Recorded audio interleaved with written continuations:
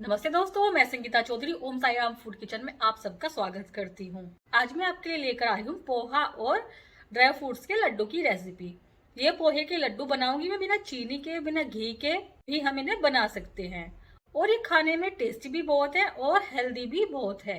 तो हमारे घर सब इन लड्डुओं को पसंद करेंगे। आप एक बार जरूर बना करके देखिएगा मेरे तरीके से। अगर आपको मेरी वीडियोस पसंद आ रही है, मेरी रेसिपीज पसंद आ रही है, तो प्लीज मेरे चैनल को सब्सक्राइब कीजिए, शेयर कीजिए और लाइक कीजिए। तो मैंने यहाँ पर 2 बाउल पोहा लिया है। तो दोस्तों, पोहे के लड्डू बनाने के लिए मैंने यहाँ पर लिए थोड़े से ड्राई फ्रूट्स। तो ड्राई फ्रूट्स को आप अपनी पसंद के अनुसार कम या ज्यादा कर सकते हैं, या कोई और ड्राई फ्रूट्स भी ले सकते हैं जो बच्चे आपके पसंद करते हो। तो मैंने यहाँ पर लिए थोड़े से बादाम, काजू, अखरोट, किशमिश और 1 बाउल लिया है मैंने मखाने, आधा बाउल लिया है मैंने कोकोनट पाउडर। तो आप यहाँ पर ड्राई कोकोनट को कद्दूकस भी कर सकते हैं। 2 चम्मच मैंने यहाँ पर देसी घी लिया है। इन वाले लड्डुओं को बिना देसी घी के भी बना सकते हैं, मैं आपको बताऊंगी कि कैसे बना सकते हैं। 1 बाउल लिया है मैंने यहाँ पर शक्कर।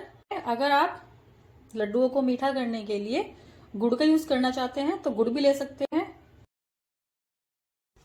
दोस्तों, मैंने यहाँ पर एक कढ़ाई गरम कर ली है और कढ़ाई में डाल दिया है पोहा।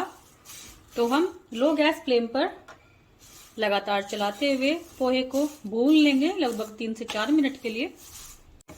तो यहाँ पर हमें लगातार चलाते हुए ही पोहे को भूनना है।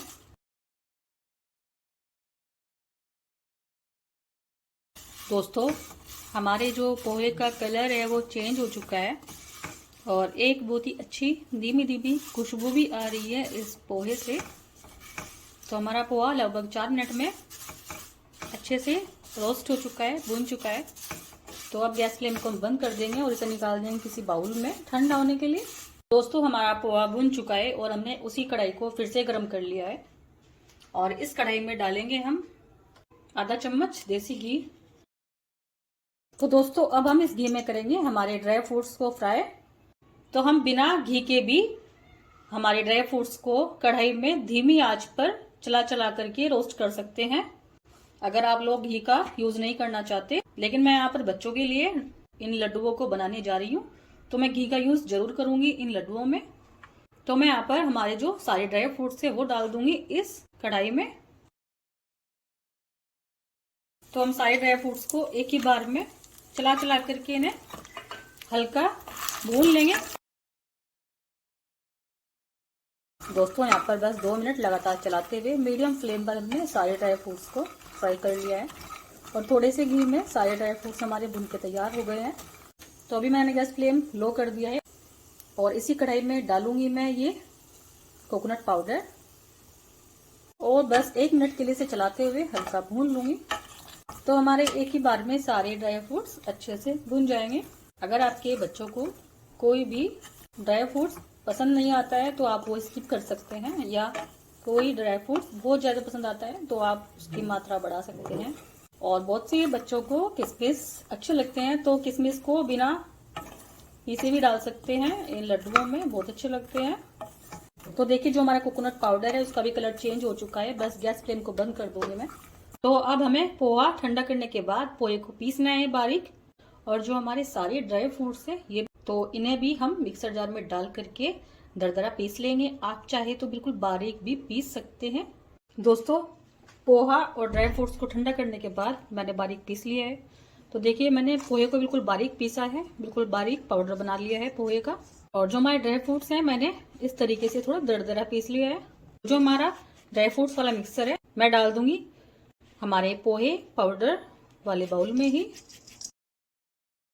तो यहाँ पर अब करेंगे हम चाशनी तैयार। तो सबसे पहले मैंने कढ़ाई को गरम कर लिया है और कढ़ाई में डालूंगी मैं आधा चम्मच घी। तो जैसे कि मैंने आपको पहले बताया कि आप बिना घी के भी इन लड्डुओं को बना सकते हैं। तो यहाँ पर आप घी ना डाल करके 2 चम्मच पानी डाल दें। और देखिए, घी गरम हो चुका है। तो अब डालेंगे इसमें हम ये शक्कर। तो अगर आप गुड़ का यूज कर रहे हैं तो गुड़ को बारीक बारीक टुकड़ों में तोड़ लें या फिर कद्दूकस से घिस लें। तो हमें लगातार चलाते रहना है लो फ्लेम पर। और देखिए, जो घी है वो शक्कर में अच्छे से मिक्स हो चुका है। तो अब डालेंगे इसमें हम 2 चम्मच पानी। तो पानी बस हमें 2 ही चम्मच डालना है और अब इसे अच्छे से मेल्ट कर लेना है।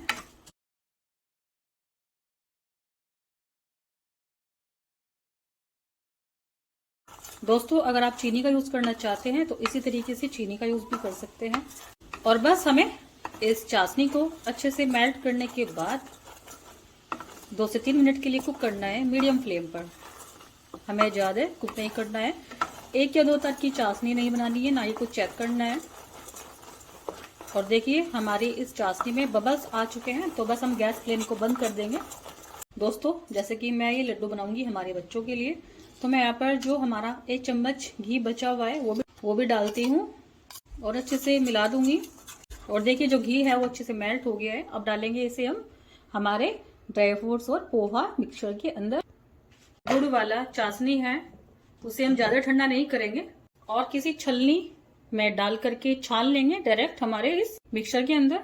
तो उससे क्या होगा, अगर हमारी शक्कर में कूड़ा भी होगा या तिनके होते हैं छोटे छोटे तो वो सब निकल जाएंगे। दोस्तों अब हम अच्छे से मिला देंगे। दोस्तों हमने अच्छे से मिक्स कर लिया है सब सामान को। तो यहाँ पर आप इलायची पाउडर भी डाल सकते हैं अगर आपको इलायची पाउडर पसंद है। और इस स्टेज पर आप चेक कर सकते हैं, तो अगर आपको लगे कि मीठा कम है तो आप 1 या 2 चम्मच शक्कर और डाल सकते हैं या पिसी हुई चीनी डाल सकते हैं। तो देखिए हमारे हाथ से बिल्कुल अच्छे से लड्डू बाइंड हो रहे हैं। और अगर आपको लगता है कि हमारे अच्छे से लड्डू बाइंड नहीं हो रहे हैं तो आप 1 चम्मच घी को अच्छे से मेल्ट करके वो डाल सकते हैं। घी नहीं डालना चाहते हैं तो 1 या 2 चम्मच दूध डाल सकते हैं। दूध नहीं डालना चाहते हैं तो 1 या 2 चम्मच पानी डाल सकते हैं। तो अब हम हाथ से लड्डू बनाना स्टार्ट करते हैं। इस तरीके से थोड़ा सा मिक्सचर हाथ में लेकर के और हाथ से ही हम लड्डू को शेप दे देंगे।